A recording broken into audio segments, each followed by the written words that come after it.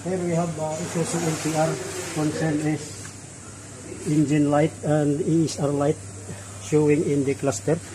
Now what we are going to do is we need to check with IDSS. Then we can click it here. Then it's coming.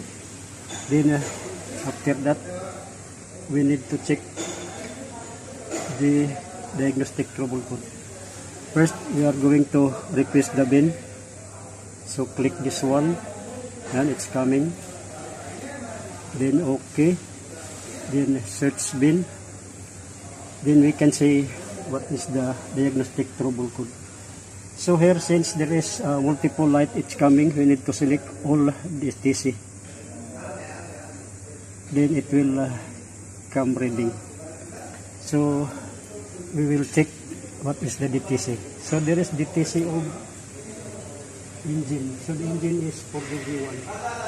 So if you click this one,